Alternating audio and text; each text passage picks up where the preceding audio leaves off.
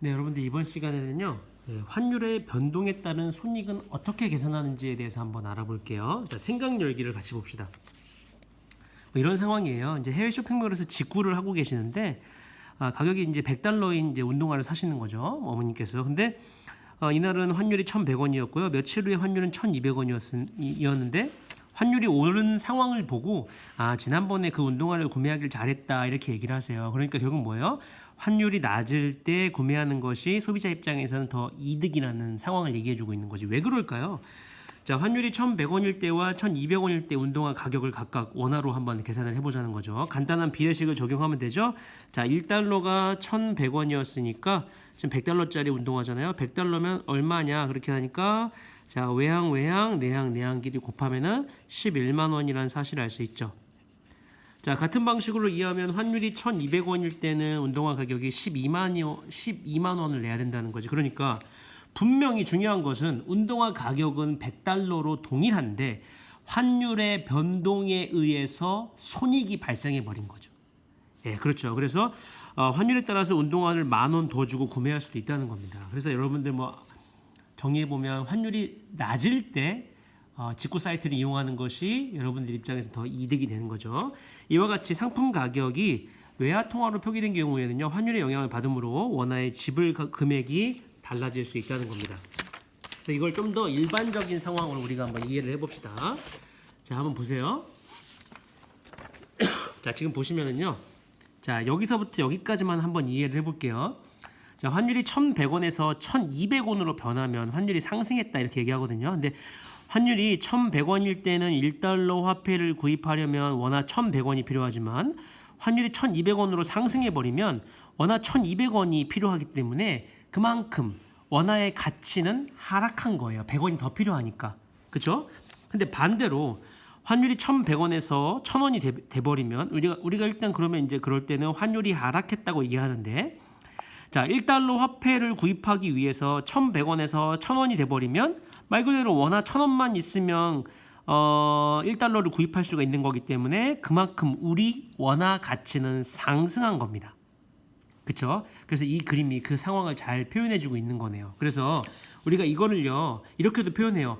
원화 가치 하락을요 원화의 평가 절하, 우리나라 돈을 기준으로 얘기하는 겁니다. 평가 절하, 원화 가치가 상승하면 평가 절상이다 이렇게 표현하는데, 환율이 하락하면 우리나라 돈의 원화 가치는 상승한 것이죠. 그래서 환율이 하락하면 평가 절상이다 이렇게 얘기하고요.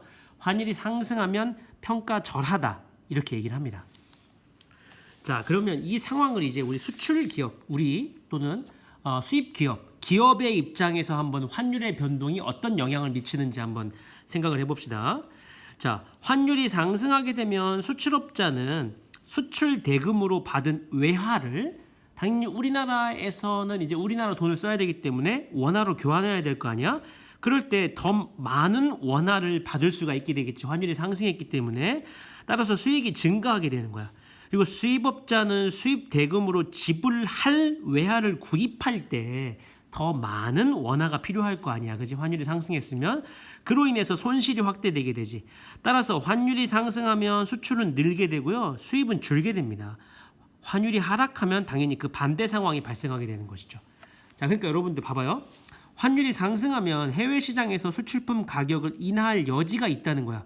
무슨 소리냐면 만약에 똑같이 100달러를 만약에 선생님이 수출업자로서 100달러를 벌었다고 해봐. 근데 환율이 상승해 있으면 내가 우리나라 돈으로 바꿀 때 환율이 상승해 있으면 더 많은 돈을 우리나라 돈으로 바꿀 수 있잖아. 그러니까 수출업자의 입장에서는 이득이지. 그러니까 전략적으로 10달러에 만약에 물건을 10달러에 팔던 것을 9.9달러에 팔더라도 환율이 상승함으로 인해서 물건을 더 많이 판매한다는 전제가 깔린다면 더 많은 수익을 얻을 수가 있게 되잖아. 환율이 상승했을 때. 그러므로 인해서 가격 경쟁력이 생긴다는 거지. 그렇죠? 그래서 가격 경쟁력이 높아진다는 거고요. 환율이 하락하면 수출품 가격을 인상해야 되는데 이건 왜 그럴까? 환율이 하락했다고 해보자. 예를 들어 똑같이 내가 수출업자인데 똑같이 100달러를 벌었어. 근데 환율이 하락하게 되면 그 100달러를 원화로 바꿨을 때 더 적은 돈을 우리가 받게 되잖아. 그지? 그러니까 어쩔 수 없이 물품 가격을 상승시켜서 그것을 우리나라 돈으로 바꿨을 때 가격을 맞춰야 될 거 아니야. 그지? 여러 가지 물품 대금들을 지급해야 될 테니까. 그로 인해서 달러 상품의 그 가격은 상승시킬 수밖에 없는 거지. 그걸 우리나라 돈으로 바꾼다고 했을 때 환율이 하락하는 것만큼 물품 가격은 상승할 수밖에 없는 거야.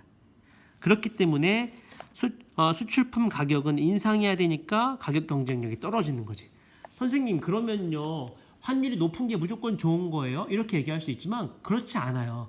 환율이 하락함으로 인해서 우리나라의 이로운 점과 또 그렇지 않은 점이 반대급부로서 생기는 것이죠. 그렇기 때문에 환율의 상승과 하락은 우리나라가 어떤 상황, 우리나라 경제 상황이 어떤 상황에 놓여 있느냐에 따라서 다르게 해석되는 겁니다. 그래서 뭐가 좋고 항상 뭐가 나쁘다 이렇게 얘기할 수는 없다는 거예요. 이해되시죠? 자, 이 문제 하나 풀어볼게요. 자, 환율이 1,150원일 때 1달러짜리 볼펜을요 1,200개를 수입했어요. 지금 수입업자입니다. 근데 같은 금액으로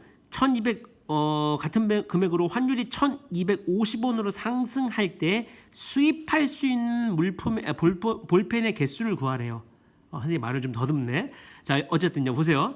자, 그러면 1달러에 1,150원이었으니까 1,200개를 수입하려면 얘들아 우리나라 돈으로 얼마가 필요한 거니?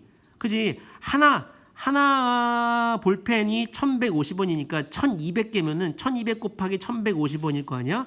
그러니까 1,200 곱하기 1,150원이니까 전체 일십, 백, 천만, 십만, 백만 138만 원의 돈이 필요했던 거지. 근데 그 같은 금액으로 138만 원이라는 금액으로 이제 볼펜 하나를 구입하는데 1,250원이 드는 거야. 그러니까 몇 개의 볼펜을 수입할 수가 있게 돼?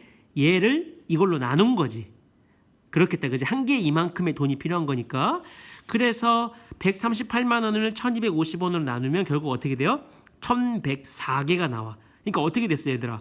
수입업자의 입장에서는 수입할 수 있는 볼펜의 개수가 단순히 환율 상승으로 인해서 1,200개였는데 1,104개밖에 수입할 수가 없는 거지.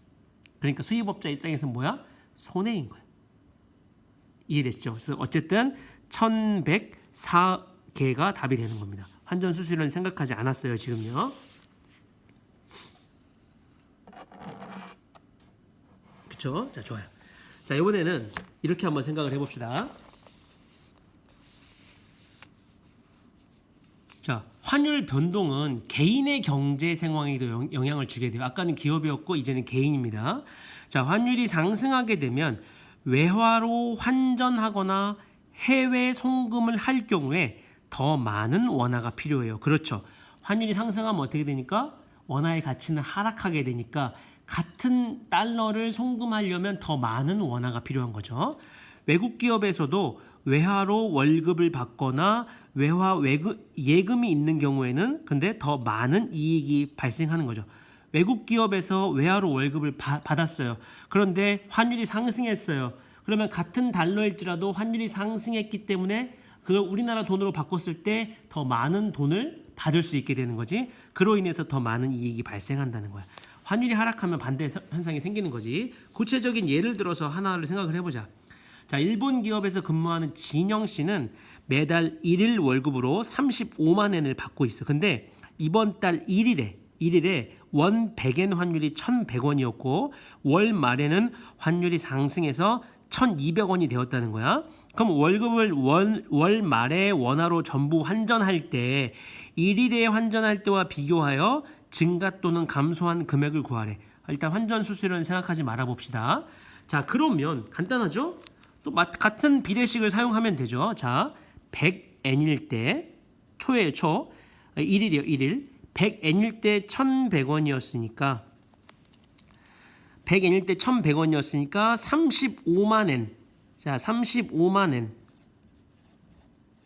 일십, 백, 천만, 십만. 35만에는 우리나라 돈으로 얼마야? 이렇게 물어보는 거지. 그지? 그러니까 따라서 이 x를 구하게 되면 1100에다가 35만을 곱하고 그거를 100으로 나눈 결과가 되겠지. 그지? 그래서 이거를 계산해 주면 385만 원이라는 돈이 나와. 근데 이제는 환율이 상승했어. 환율이 상승했기 때문에 같은 비례식을 적용해 보면 당연히 여기가 1200으로 바뀌었겠지? 그렇겠죠. 그래서 계산해 보니까 420만 원이 되는 거야. 그러니까 어떻게 됐어?